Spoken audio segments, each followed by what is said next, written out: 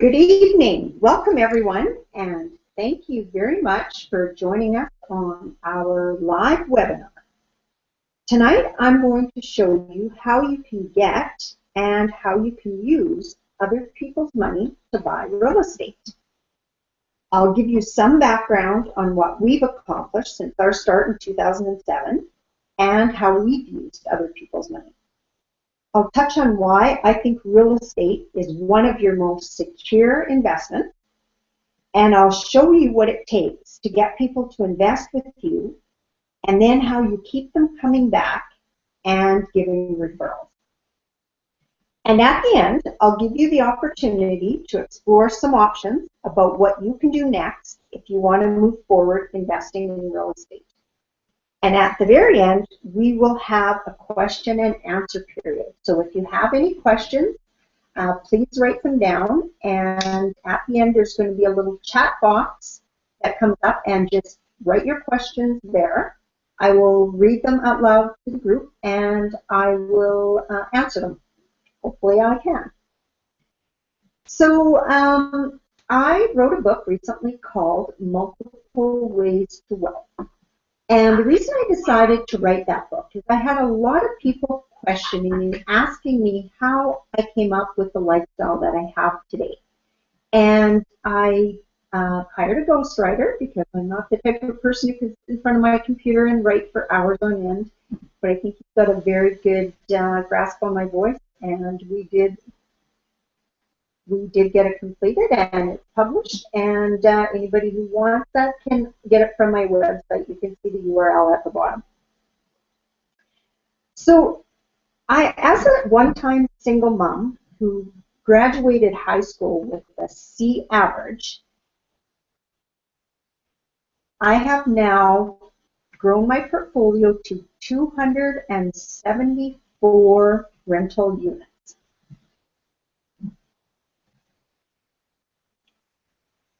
We have multiple streams of income.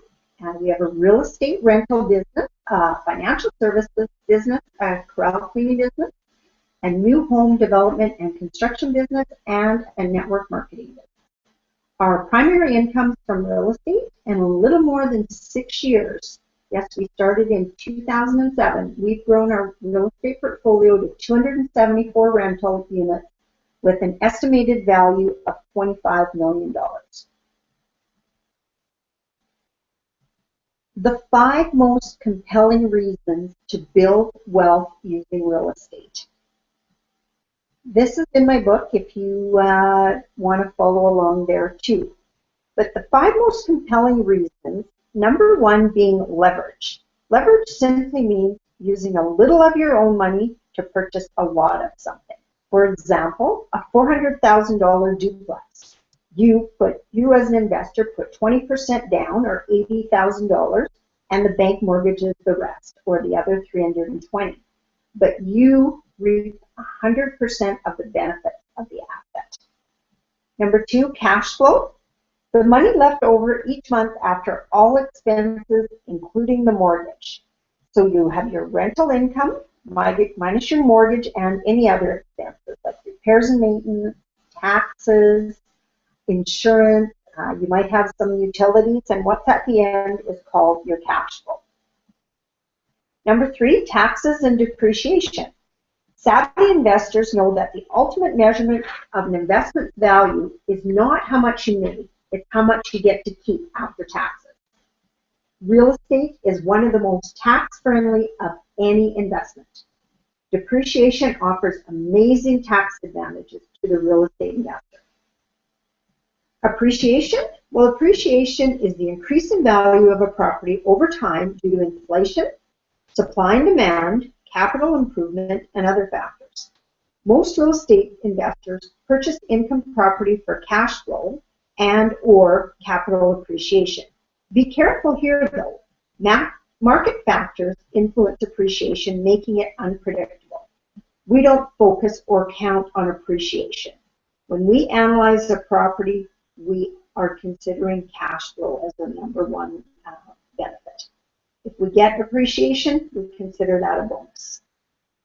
Number 5, equity buildup. This is one of my favorites because each month as the mortgage is paid on your property, some of the payment goes to paying down the mortgage principal. And as your loan decreases, your equity buildup increases. Keep in mind that mostly the tenants pay this mortgage, which is really sweet. I'm going to talk about a worst case scenario in real estate. Don Campbell, one of my mentors, uses this in all his scenarios. He says, let's pretend that we buy a house for $300,000 in 2014, and 20 years later, the market's corrected and it is only worth $300,000 still. So that would be your worst case scenario. You've got no cash flow, you've got no appreciation, any cash flow you did have, you're going to manage your property and your property manager and stuff like that. The benefit here, though, is that your tenant paid the mortgage. So when you sell your property at $300,000 20 years later, you get back the 20% you put down, or the $60,000, which leaves you with a $240,000 profit. You divide that by the 240 months you owned it, that gives you roughly $900 to $1,000 a month into your savings plan. And again, who's putting that money into your account? Your tenants are. If I would have been told years ago that at some point in my life I would have people putting $900 a month into my savings account, I would have laughed at them. I couldn't even have believed that that was possible. So that's with one property. What if we multiply that by 10? That's a pretty nice savings plan when you're ready to retire. And yes, you can invest in Canadian real estate using other people's money. And why they want you to or want to invest with you is because you can give them a good rate of return, something that is better, more secure than what they're getting in their mutual funds. Sophisticated real estate investors recognize these financial partnerships as a good way to make money for themselves and their investors. Research shows that Canadians are currently sitting on $1 trillion in cash as they wait for the right opportunity to invest. Why can't that be you? Other people's money, OPM. Robert Kiyosaki wrote a book about it. It's a very, very good book, and it totally makes sense. He's taken advantage of using other people's money in many ways, businesses, real estate, just marketing his whole education company. He's done very, very well with that. How can you get other people's money? Well, it's all about the deal and or the return on investment. There are many ways to get money. One of them is through private lenders. Private lenders usually ask for points plus 12 to 15% return. We've paid as high as 20. What points mean is if you get, say, a $100,000 loan from them, they might ask for 2 points. What that means is they get another 2% on top of their 12 to 15% return. That's kind of a little bonus on top of what they're earning. And if you happen to pay your loan out early, that's just factored in. RSP mortgages or second mortgages. We generally pay 6 to 9% on those. Great way to pull cash from your own properties to go out and invest some more. So if some of you have existing properties that are paying down mortgage, they've got a really good cash flow, and you've got a lot of equity in there, the bank won't give you any more money. This is a way. We can put an RSP second mortgage on that. The investor's happy because they're earning a lot more than they are at the bank. it's backed by your good solid real estate asset and the cash flow allows, you can carry both. I have on several of my properties. A lot of people have cash laying around where it's sitting in a bank account earning next to nothing. Great place again. Invest it for them in your joint venture deal and earn them a decent rate of return. You can do that through, say, fixing and flipping a house. You might, instead of just promising them even a straight return, you might just promise them 50% of the profits. You do all the work, you get 50% of the profits. They invest the cash, they get 50% of the profit. Now, don't get greedy here. Some people I know think, well, geez, I do all the work. Why would I give them 50%? Well, because if you want people to keep coming back and investing with you, those are some of the things that you offer in order to keep them happy. HELOC. A HELOC stands for Home Equity Line of Credit. That's how Warren and I got started. We had bought a house in 2002 that we paid just over $200,000 for, and in 2007, when the market had went up, our house was worth, I think they had it valued at $390,000. So we had a fair amount of equity in there after our down payment and the mortgage pay down and the equity appreciation. So we pulled that out, and that's how we got started. Our first two investment properties, we used the money from our home equity line of credit. And we also use some of our money from our home equity line of credit to take some real estate education and investment courses. We really, really wanted to focus. We really wanted to go hard, and we knew that in order to do that, we needed to educate ourselves. So that's what we used some of the money for out of our HELOC. So how do I know this will work for you? Well, because if we can do it, anybody can do it. And like I told you a little bit earlier, we have built a portfolio of 274 properties. Of that, only 14 are ours personally. The rest are in joint ventures and with other partners. And we've used all, except for the first two properties, we've used other people's money in purchasing them all. I want to tell you about the first deal because everybody's going to be nervous when they very first start this. And we had taken a class through, it was actually Russ Whitney, but the person who offers the same classes nowadays is Rich Dad, Poor Dad, Robert Kiyosaki. And we had taken his class called Creative Financing. And while we were taking those classes, they taught us about vendor financing and how we could ask people who are selling their properties to invest with us and finance their own sale.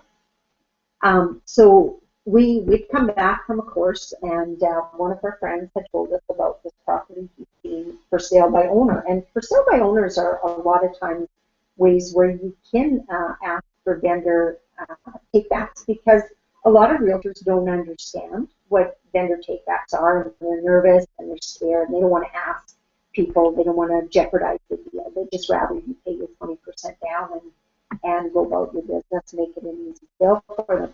But we learned that a lot of times we could help out a vendor by asking for a vendor takeback. So in this case, Warren went over and knocked on the door, and there was a lady in there. She was working on the house, and started asking her about the house and the area and what she was asking for the property, and she was asking $160,000. I remember very clearly. And so he asked her why she was selling, and she says, well, you know, I've tried being a landlord, and I just don't deal well with tenants. And I think I'm kind of a pushover because they get late on their rent. Pretty soon they're moving out, and they haven't paid their rent. I even let my own niece move in, and she took advantage of me and wrecked my place. So I've decided that I just want out. I want to fix up this place and fixing it up myself as much as I can, and hiring contractors for the rest, and I just want out. So he left and came home, and we're talking about it because those are all the questions that you ask. And so he goes back another day. He says, well, would you take $140,000 for your property? And she says, well, you know what? I'm not done all the renovations yet, And I really think I can get 160,000 once it's all done. I mean, I put in all brand new windows and brand new doors and flooring, and I really think I can get 160,000. And he says, oh, okay, well, okay. So he left again, and again, we're a little discouraged because it wasn't working. We still haven't got up the nerve to ask about the vendor take back, but we decided we're gonna. So Warren goes back again, and he says, well, would you take 150,000 for the house? And she goes, well, you know, maybe. I haven't had as much interest as I'd hoped. And, you know, I'm not done the property yet. I'm not done fixing it up. And I'm still hoping I'll get 160. But if I can't get 160, I'll entertain your offer. So Warren left again and came back. This probably happened over the course of 2-3 weeks. And so we decided we're going to ask for the vendor take back. So he says, well, I've got a deal for you, Ursula. Would you be interested in listening to it? And she said, yeah. And she kind of laughed because, oh, this poor guy's come back like 3 or 4 times, right? And he says, okay, how about we give you full price for your property, which goes to 160,000? He said, yeah. But you do a vendor take back. And she goes, well, what's a vendor take back? And he says, well, you invest with us. He says, we have the $32,000 now that we need to buy your property as a down payment. But if we spend all our money on this property, we won't be able to buy anymore. So we'd really like to buy more. And she says, well, tell me more about that. How does that work? And he says, well, we would put our money in on the deal, and then when you get your money back after you sell the house, you just turn around and invest it with us. And we would pay you 6% interest on your money. And by this time, he had found out that she was just going to put her money in the bank.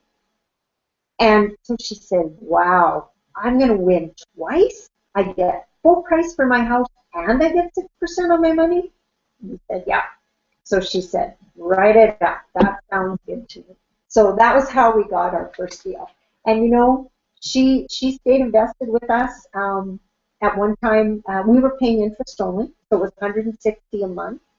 The mortgage payment was like $400 a month. Taxes, insurance, I think, were another $100. And we pretty much since the day we owned this place, we've got $2,000 a month to rent for it because it's a 2-bedroom upstairs and a 1-bedroom fully separated suite downstairs. So we've always cash flow it really well, even while we were making payments to her. And over the time, she would, you know, we increased her payments at one time to include principal and interest, and we just paid her out last fall. And she was very, very happy throughout. She got her money all the way through. She even named, she ended up living on a farm, and her goats had some baby goat kids. She even named her kids after my daughters, Desiree and Danny. It was so funny. Anyway. Next, we'll go into how you attract that money and how you keep it. You want to put systems in place that help attract other people's money so investors see the win-win nature of the business. In this case, our client's seen the win-win right off the bat. And it's very important that you show that and be generous with them. Like we gave her full asking price. To this date, it's not a whole lot more than that. It's only worth, I think the last time we had the price was $165,000. So maybe we overpaid a little, but when you're not taking any money out of your own pocket, we didn't mind at all. It worked all the way along. So when you're thinking about attracting other people's money, what we want to do is we want to give people a good rate of return on their investment. Think of their alternatives. Their alternatives are mutual funds, GICs, term deposits, maybe some other risky investments. And a lot of people would really love to have a decent rate of return, 6-8% on their money, backed by a good solid piece of real estate. A lot of people would. When you're first getting started, give more than you get. That helps you get established. It builds up your credibility, and it gives people some incentive to take a chance on you if they've never taken a chance on you before. And if it's a choice between you making money and your client or joint venture partner making money, it's always the client or the joint venture partner. And that may sound drastic to some of you, but let me give you my reasons why. There are some times that deals are going to go wrong, and if you're trying to grow a portfolio, suck it up yourself. Don't make your joint venture partner suck it up. If the worst thing you can do is go back and ask people for more money after they've already given you the down payment or whatever you originally asked for, because then it makes it look like you don't know what you're doing. And it gives them more confidence in you if they can just know that you've handled it in the meantime. Bernie, I'm going to give you an example on that one too. In 2009, we bought our first apartment building. Now, our plan with that 24-unit apartment building was to convert it into condo units and sell them out as individual condos.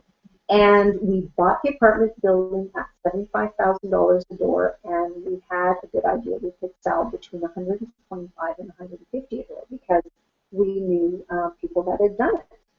Now, the challenge that had happened is the rents were so low in this building when we bought it that the maximum the bank would give us for a loan was 50%.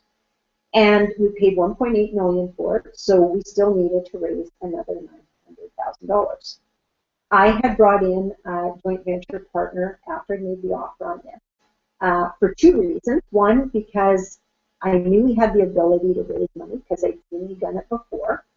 And he also offered property management, which is something we had no experience in. We knew when we were going to qualify for a mortgage, we needed to have experienced property manager.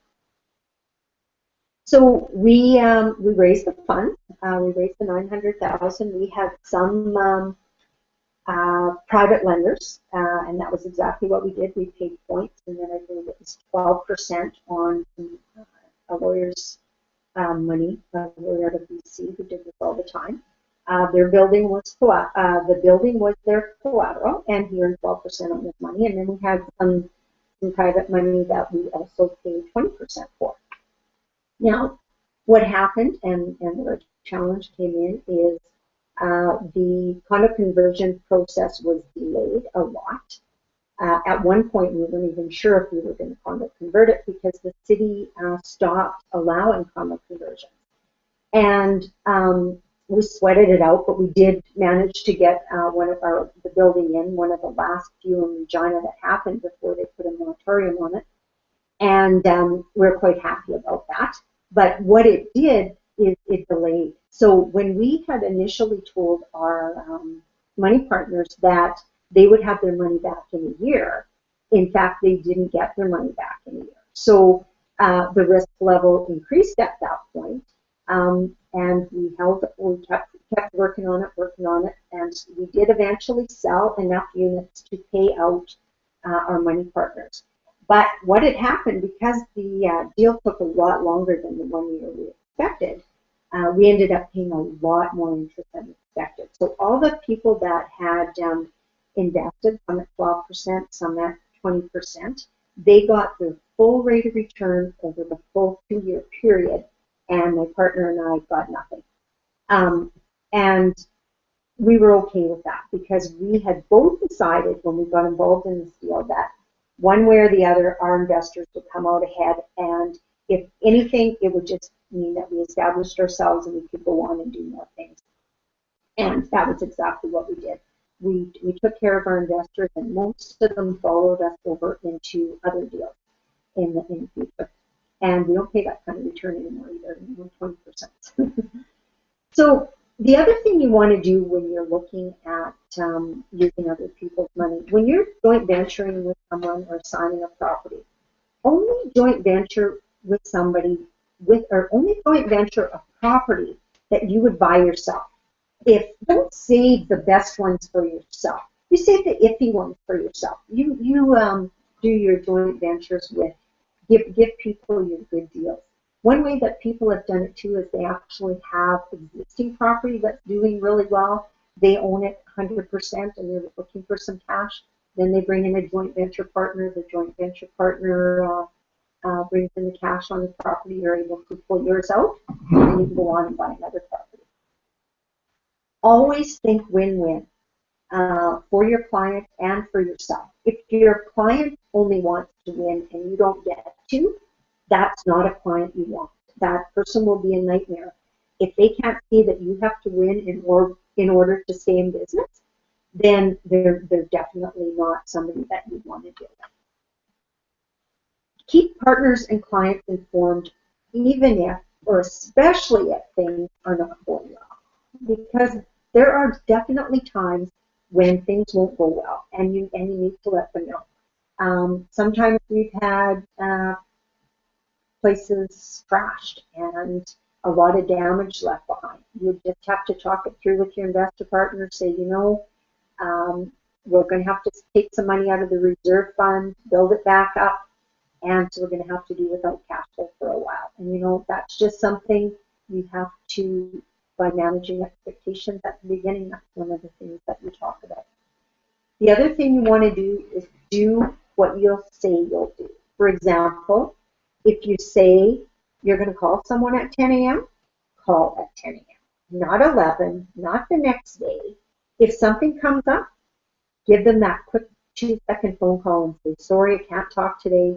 I didn't forget, I'm going to call you back tomorrow. Always make sure, because that, again, builds your credibility and builds you into a person that they can trust. You've got to know your value proposition. So as an investor or joint venture partner that you're looking for, they're going to be bringing money, credit, and their ability to get a mortgage to the deal. That's pretty much all they have to do. And then they sit back and collect their cash flow, and sometimes it's not cash flow every single quarter, but long term, it's going to turn out to be a good investment for them.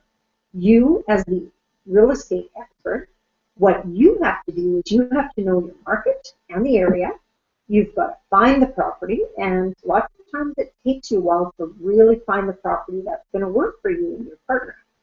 You have to make the offer. Sometimes you're making several offers before you get one accepted. Sometimes it might take you 3 months before you get the deal that you and your joint venture partner are looking for.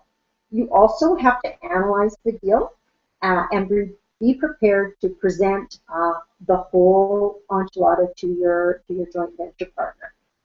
What you figure is going to happen going forward with the market, what you think you'll get for rent, what you think your cash flow will be.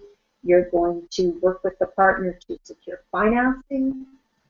You will arrange the repairs and maintenance if you have to do any work before or as soon as you take possession before you can get it rented. You will arrange the insurance and any inspections that need to be done. You will either do the bookkeeping and reporting, or you'll hire an accountant to do the bookkeeping and reporting. The other thing you'll do is keep your joint venture partners updated. So you're going to give them regular updates. We tend to go quarterly because we like to pay out the cash flow quarterly, and we send the updates with them. Even if there's no cash flow that quarter for whatever reason, whether it's vacancy or some repairs and maintenance that had to be done, the update still goes out.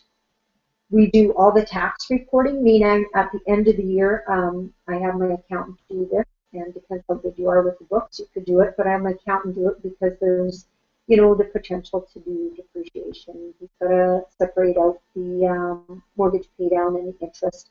So he does all the tax reporting, basically sends us reports at the end of February that we take to our accountant to put on our tax return. The other thing as the expert you'll do is maximize the exit. So say, for example, you've built up a really good relationship with a joint venture partner, and you've determined that you want to exit in 10 years. So your joint venture partner is ready to retire in 10 years. Well, you might buy 10 houses with that partner in the first 5 years. And you might decide that you're not going to even take cash flow. You're just going to pay mortgage down, pay mortgage down, pay mortgage down. So when the time comes, when the 10 years is left, you sell 5 of the properties, you pay down the mortgage on all the other properties, you might have 5 cash flowing properties with minimal mortgages on it. That's something you have to work out with each and every partner before you bring them on. Think about what the exit is going to be. The other thing we could get is it might just happen that, oh gosh, it's 8 years and the market's just at an all-time high. Well, we might think about, maybe we cash in year 8 instead of waiting till year 10. Or alternatively, the market's dropped a bit in year 10, maybe we hold on a little bit longer. The other thing you do, and this is a good portion of your job, is you'll manage the team. And by the team, what I mean by that is the realtors that you deal with, the brokers, the bankers, the appraisers, the lawyers, the bookkeepers, the accountants, the property managers, the home inspectors, renovators, contractors. That's all your job. The joint venture partner does none of that. So this is, again, this is your value. This is the value you bring to the deal. You also want to manage expectations. Let them know your role at the beginning and throughout the relationship so they understand your importance to the deal. If they do not hear from you, they will assume your job is as easy as theirs. So although you don't have to tell them every little challenge you have with every little tenant, you do have to let them know what your value is in this whole operation. Some of the things that I want to mention to you too is the top common mistakes that people make when it comes to real estate investing. I think the common mistakes that people make is trying to go it alone.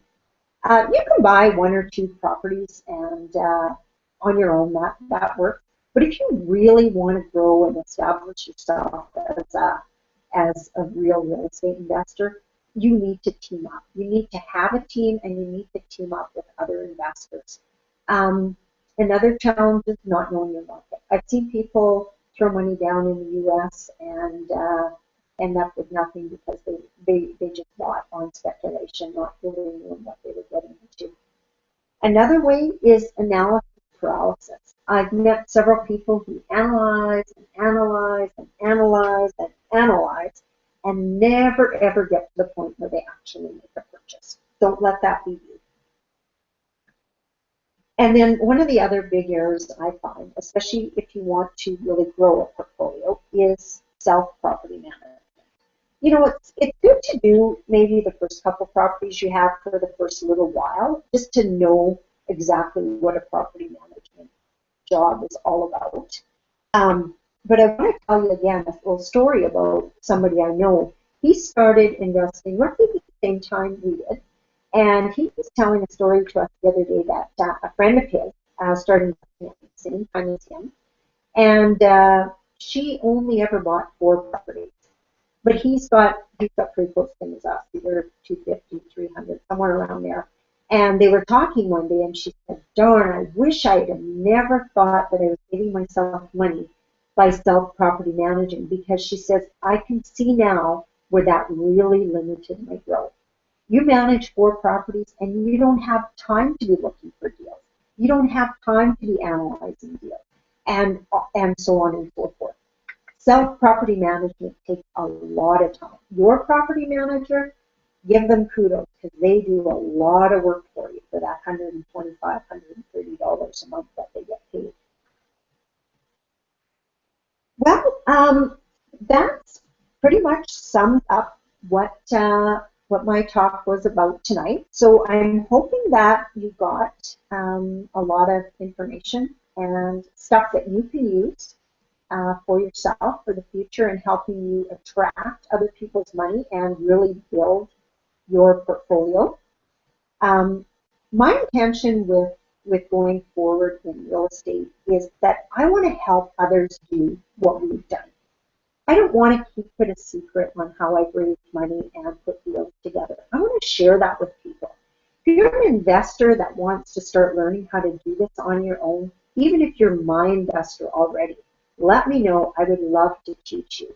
I have investors already that shown interest in learning more, and I've trained them. I have a few people now that now after working with me for a couple years are doing their own joint ventures entirely away from me. And I love that. I'm not holding them back. I'm pushing them, saying, you know, you're that little bird. You've learned enough. It's time to fly. Go out and do your own joint venture now. I'll walk you through it. I'll work with you what you need to know. We've had great joint ventures together, but now it's time for you to go teach people what to do. You might be a person who just wants to buy one house or one investment property to supplement your income, or you may want to buy 500. I can help you reach those goals, and I have a few programs that might interest you. But tonight, though, what I'd like to extend an invitation to is a mastermind. Um, a mastermind is a full-day event designed to help you define some goals, get to meet and interact with like-minded people, and learn more about what it takes to attract money partners. You'll also learn how to present a deal to a potential money partner. Are you ready to take the next step forward? Well, May 24th, I'm holding a full-day group mastermind at my home in White City, 9 a.m. till 6 p.m. There is a limited capacity. So what I want you to do is, if you're interested, register, let me know at Edna actually go to, instead of emailing me, just go to my website, multipleways2wealth.com/mastermind. And if you get your registration in by May 3rd, the price of $350 will be reduced to $200. Who should attend? Well, the people who want to fast track their learning curve. I have found the best way that we've been able to build this much success in such a short period of time is partnering with other people, learning from other people. You don't have to take all those roads less traveled all by yourself. It goes so much quicker, and it's so much more fun when you have other partners that you're working with. It also takes the risk out. It's less risky to own 10 houses than it is to own one condo. You know, if one door is empty, well, that's all your cash, all your money's gone. Then you're left holding the bag for the mortgage. Whereas if you have 10 houses, well, if you have one vacancy a month, no big deal. You can make it work. Other people who are interested are people who run out of their own money. So maybe you've already bought 4, 5, 10 houses on your own, but you want to build more and you just don't have any money to do it. Well, Mastermind would be a great place to connect with other people. I've met people at different masterminds I've been in who've had the money, and I've met different people who've had the deals. It's a great place to meet and connect with people looking to do the same thing as you. Or if you just want to build and increase the investment portfolio you already have. You also want to believe in the power of a team. If you're a lone wolf, Mastermind may not be the way for you to go. But if you're interested and you think you might want to attend, please register by May 3rd. Again, the reduced price before May 3rd is $200. And you can register below multipleways2wealth.com/mastermind. I'll repeat that. www.multipleways2wealth.com/mastermind. So the next thing we're going to do is we're going to open it up to any questions that the group may have. And what I would ask you to do is go to the little chat box on your right and just enter your questions. And as they come up, I will read the questions and then I will answer them. So you might hear a bit of silence for the next few minutes, but have patience and we'll wait for those questions to come in.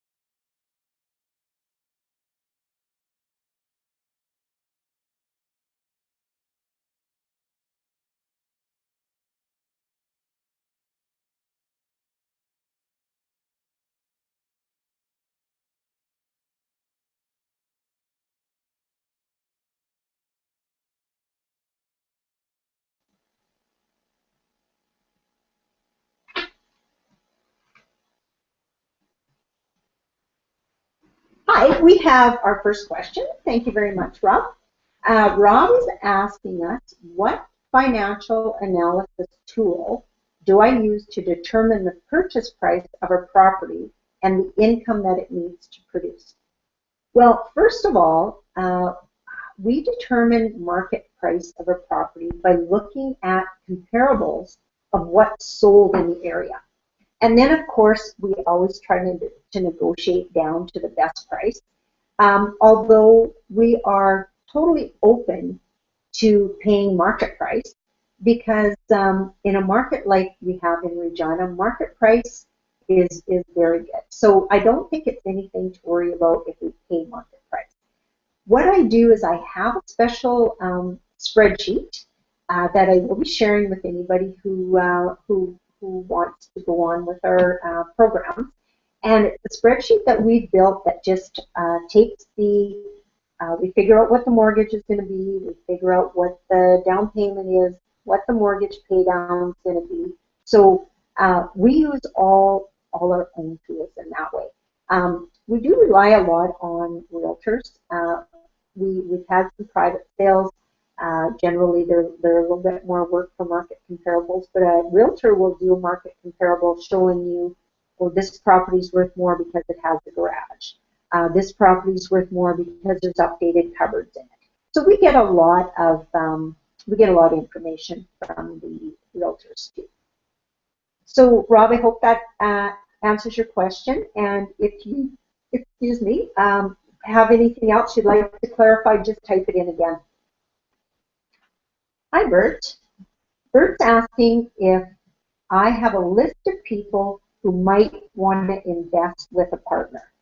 I have a list of people who've invested with me as a partner. We have put together joint venture partners before. I'm not really sure. Are you asking me if I have a list of people I would give to you? Is that what you're asking, Bert? I'm not really sure.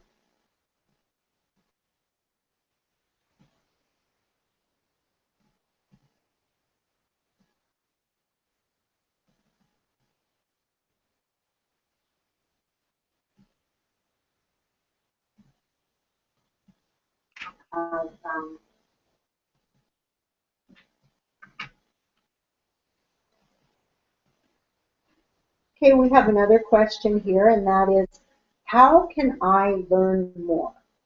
We're going to be putting on regular webinars.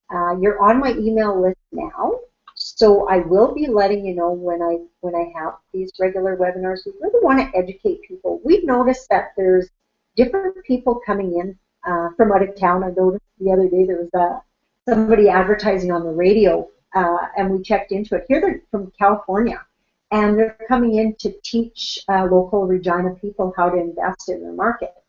And I really realized where I could add value to people and show people from the experience we've had in investing here what we can show people on what to be looking for in the local market. So I thought that was quite interesting.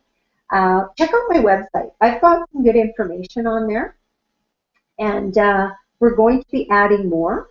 And if you're open to it, come and check out the mastermind. It's one of many that I think is going to be coming on, and I think it'd be a great place for you to connect and get a chance to learn more.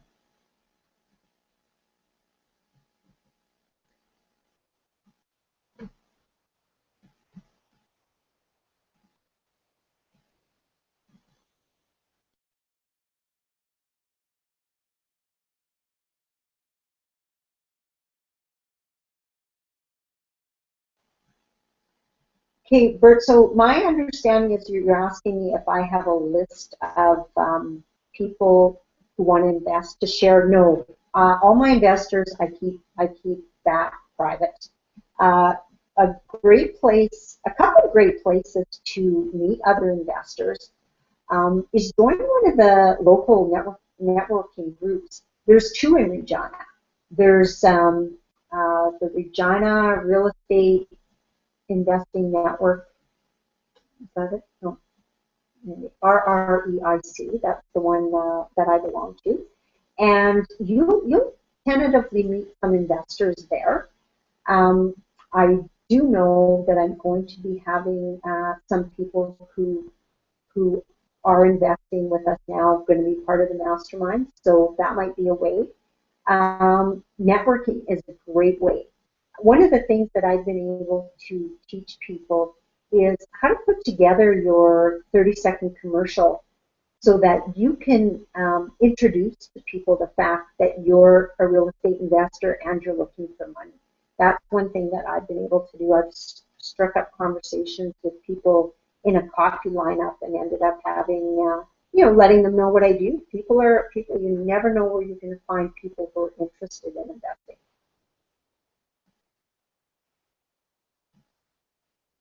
Okay, another question I have is what kind of cost do most people charge for learning this? I was going to talk about this and actually forgot a little earlier. When we signed up for our education programs, when we very first started, we had we'd actually attended, similar to this group coming in from California, we attended a 2-hour information session at one of the hotels, and we decided we wanted to learn more. So they were selling us a package. I think it was $500 for the two of us. But we had to drive to Saskatoon for a 3-day weekend. We had 3 very long days, I think from 9 in the morning till 7 or 8 at night.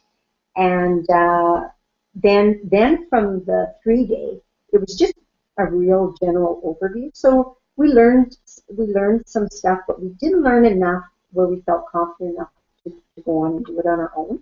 So they offered us some investment packages, and the package that we chose included 5 real estate classes, and it cost us $27,000. And we had to take the classes over the course of the next year. We had to fly to Toronto, Edmonton, Vancouver, and Florida for the annual conference. So all in all, it probably cost us $50,000 because my husband and I did it together. So every weekend that we'd fly away to Toronto or Vancouver, where it was, we had all our meals to cover, all our hotels to cover, and on top of that. So it can add up to a lot of money. One of the best ways that I learned after we had signed up is we, on top of the 27, we got a phone call one day and they said, a lot of new people starting to invest, they kind of get scared, they get analysis paralysis, they don't know what to do. And so they offered us a private coach. And so we had a 12-week course with a private coach that we had to pay extra for. I think that was $6,000. And we chatted with him an hour once a week for 12 weeks. And that was one of the best money we ever spent. He walked us through our very first 2 purchases. And it was so scary for us. We lost sleep. Like, we just couldn't, we kept thinking of all the things that could go wrong instead of all the things that could go right. And he really helped us focus on that, on focusing on what could go right as opposed to what could go wrong. And to this day, we still own those first 2 properties we purchased. It wasn't, they aren't the best cash flowing properties because they're condos, but we still own them and we're so happy we purchased them, and we're going to keep them for a long time, I think. I'm just having a read through here. It doesn't look like I have any more questions. So once again, I want to thank you very, very much for participating. And I hope to get to know each and every one of you more and better. And watch for those of you that are on the call and those of you that couldn't make the call but registered, we will be sending out the recordings so you can listen to this again. And again, if you want to look at any of the programs, look at my website, and we'd love to have you join our mastermind and learn more about how to take this to the next level. So once again, thank you very much, and we'll talk again soon.